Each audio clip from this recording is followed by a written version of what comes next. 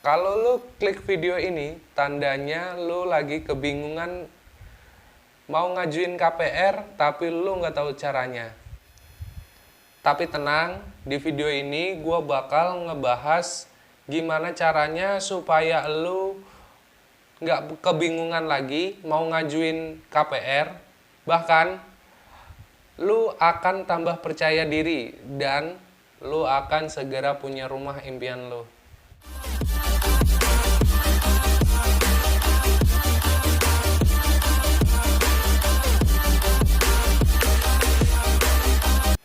Di video ini gua bakal ngebahas 6 langkah mudah membeli rumah secara KPR.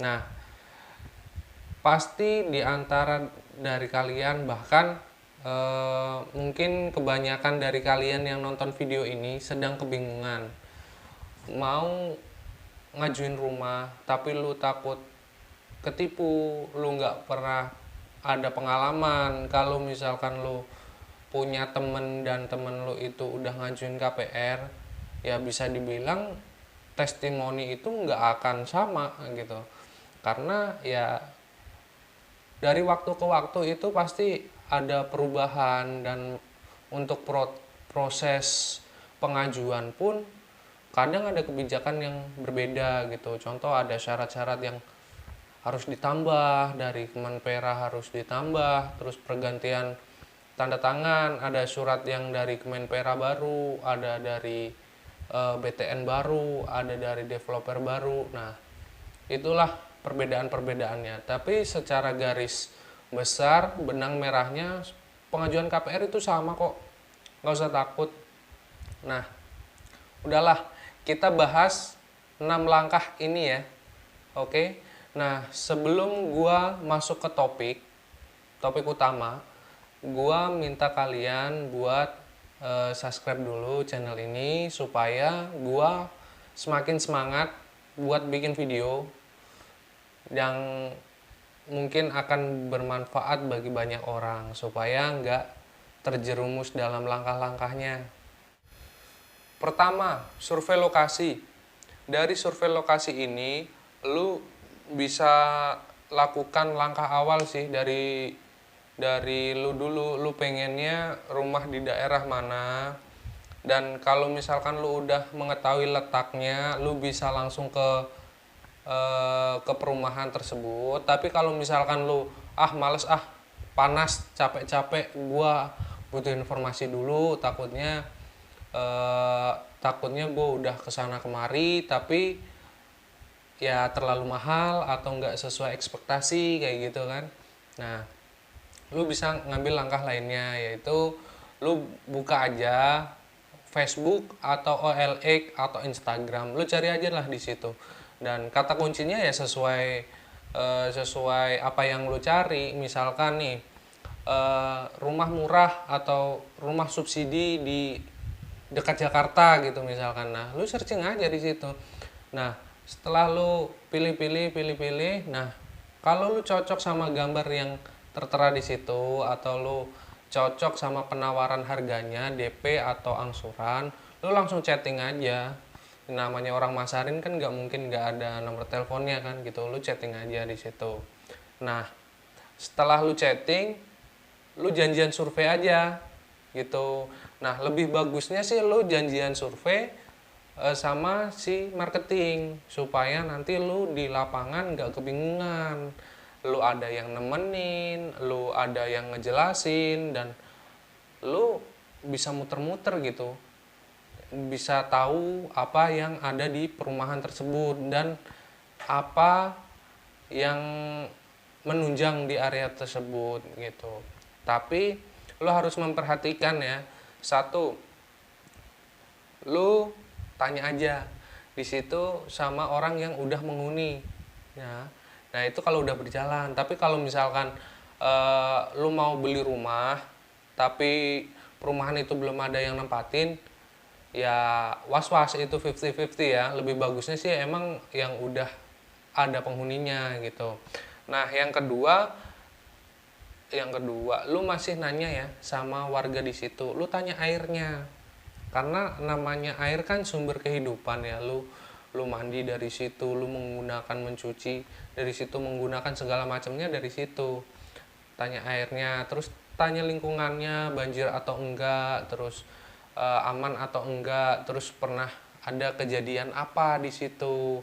Dan lu bisa nanya masalah spesifikasi rumah, dan lu bisa nanya DP dan angsuran. DP lu harus bener-bener detail ya, maksudnya nanya DP itu DP all in nya berapa, pokoknya sampai serah terima kunci itu lu harus mengeluarkan uang berapa gitu. Karena nggak sedikit lagi marketing yang memanfaatkan dengan kata-kata manisnya gitu. Jadi karena kan ada booking fee, ada DP, dan juga ada biaya proses gitu. Memang sih ada biaya proses yang ditanggung developer, tapi itu nggak semuanya gitu. Lebih baik lu minta penjelasan dari marketing tersebut gitu. Yang kedua, kalau lu udah cocok sama itu rumah dan lu udah tahu lingkungannya itu seperti apa, dan lu udah tahu harganya dan angsurannya, nah lu bisa lanjut booking men. Nah nanti minta diarahin aja sama marketingnya, lu nanti akan diarahin pengisian SPR. SPR itu surat pemesanan rumah, dan sebelum lu tanda tangan lu harus teliti dulu. Di situ nanti akan ada rinciannya, berapa DP yang harus dibayar, dan luas tanahnya berapa, luas bangunannya berapa, di situ ada semua. Dan kalau misalkan DP itu bisa dicicil, nah di SPR itu pun tertulis bro gitu. Jadi nanti akan ada virtual account-nya buat lu ngebayar DP berkala secara dicicil tiap bulan gitu.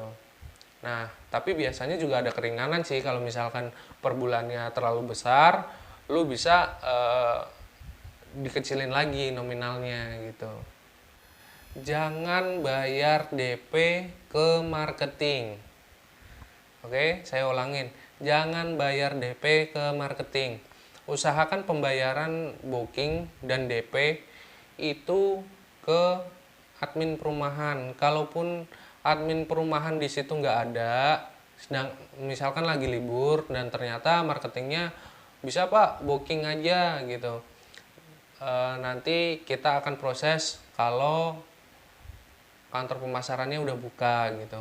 Ya sebenarnya sih kalau marketingnya tanggung jawab nggak masalah, tapi kan kita nggak tahu, kita baru kenal sama marketing itu. Alangkah baiknya kita minta aja nomor PT ya, nomor PT pengembangnya itu buat transfer booking gitu. Nah kenapa lo harus ngambil langkah buat transfer ke pengembang? Soalnya kan stok rumah itu kan kita nggak ada yang tahu ya, bahkan marketing itu bisa dikatakan nggak tahu juga, karena kan masalah promo atau masalah pembukaan blog itu mutlak dari developer gitu. Jangan lupa kwitansinya, oke? Dan kalau misalkan lu transfer ke rekening perumahan kan ada, lu di rekening koran, jadi nggak usah khawatir di situ. Ketiga, pengumpulan berkas ya. Pengumpulan berkas ini sebenarnya mudah dan gak bertele-tele, simple gitu. Tapi kebanyakan emang orang yang belum tahu itu dia akan ribet mikirnya, soalnya ada banyak yang dikumpulin. Tapi kalau misalkan lu bisa kelompokkan itu cukup mudah gitu. Oke. Nah, yang pertama data diri itu pasti. Yang kedua data dari perusahaan. Yang ketiga itu dari bank ya. Bank lu ditransfer, gaji lu ditransfer ke bank mana. Nah, itu yang dibutuhin gitu. Terus ke kelurahan ya kalau subsidi. Kalau subsidi ini ke kelurahan minta surat keterangan belum memiliki rumah, dan sisanya itu cuman pengisian data diri terus tanda tangan di atas materai. Ini itu doang sih. Simple. Kalau lu yang nonton video ini ngerasa susah pemberkasannya susah, banyak banget bertele-tele, ribet. Kalau lu ngerasa begitu, coba komen deh di bawah ya. Komen di bawah. Nanti kalau misalkan komennya banyak, gue bakal bikinin videonya gitu. Simple. Nanti gue kasih tips and triknya. Oke. Pokoknya komen di bawah. Keempat, wawancara. Wawancara ini sebenarnya hal yang nggak perlu ditakutin sih gitu. Tapi kebanyakan orang itu kalau mau diwawancarain sama pihak bank banyak yang grogi gitu. Jadi akhirnya dia bakalan salah jawab gitu kan. Nah, sebenarnya kalau dia salah jawab itu ya bisa dibilang fatal sih, karena akhirnya akan menjadi penolakan gitu. Nah, gimana tipsnya supaya lu lancar wawancara? Nah, yang lu tulis di pemberkasan semuanya itu kalau bisa lu catat aja. Soalnya wawancara itu cuman verifikasi data aja. Jadi kayak nanyain lu kerja di PT mana, alamatnya di mana, lu udah berapa lama di situ, lu ada di posisi apaan, jabatan lu gitu.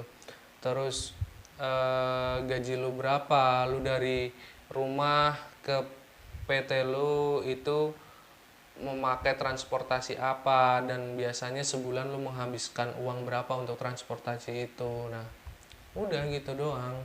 Dan ya balik lagi sih, lu jangan putus kontak sama marketing. Lu tanyain aja sebelum sebelum wawancara, lu tanya aja ke marketing, biasanya yang ditanyain apa gitu. Kelima, kabar ACC. Alhamdulillah di ACC ya kan. Nah, nanti kalau lu udah di ACC, lu bakal dikabarin dari bisa dari admin perumahan, bisa dari marketing lu gitu. Jadi lu siap-siap aja, standby. Nah, kalau misalkan lu udah di ACC, lu harus segera bayar pelunasan DP, karena biasanya setelah lu di ACC nggak lama lu akan dijadwalin buat step berikutnya. Yang keenam atau yang terakhir. Nah, yang terakhir ini akad kredit. Akad kredit ini sebenarnya sebentar, cuman yang bikin lama itu ada penjelasan, nanti penjelasan dari notaris dan penjelasan dari pihak bank gitu. Kalau biasanya kalau subsidi notaris itu nanti lu bakal ditawarin buat kenaikan sertifikat langsung ke SHM ya gitu, karena kalau semua rumah subsidi itu awalnya SHGB, tapi kalau misalkan ada penawaran dari notaris buat ke SHM dan kebetulan lu masih ada tabungan, lu langsung naikin aja ke SHM itu bisa. Tapi sertifikatnya tetap akan disimpan bank sampai rumah itu lunas, nanti baru bisa lo ambil di bank gitu.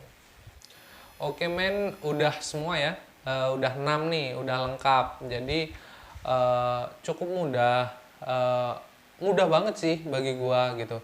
Kalau misalkan lo ada kendala atau misalkan lo udah ngejalanin pengajuan KPR ternyata langkah-langkahnya nggak sesuai ini, lo bisa tulis di kolom komentar dah ya. Kalau misalkan lo ada pertanyaan atau lo ada masalah-masalah, lo bisa ngobrol aja sama gua, lu bisa komentar di bawah atau lu mau DM gua ke IG gua, itu bisa, nanti link gua taruh di bawah. Nah, link Instagram ini bukan Instagram pribadi gua, tapi ini Instagram bisnis gua. Karena gua kan memang freelancer ya di sini. Gua marketing rumah, tapi gua juga ngejalanin bisnis yang lain. Contoh YouTube ini, gua di video di YouTube ini gua banyak ngebahas tentang media sosial, gua banyak ngebahas tentang penjualan ya, maksudnya strategi penjualan, dan gua juga ada ngebahas tentang pengalaman-pengalaman gua selama gua berkarir gitu. Jadi pengalaman-pengalaman gua coba-coba usaha, coba-coba bisnis, dan ya gue bakal share di sini. Makanya lu follow IG gue ya, dan jangan lupa di subscribe. Oke, bermanfaat kan video ini? Gue hitung 3 detik mundur ya, dan gue tungguin lu subscribe dulu.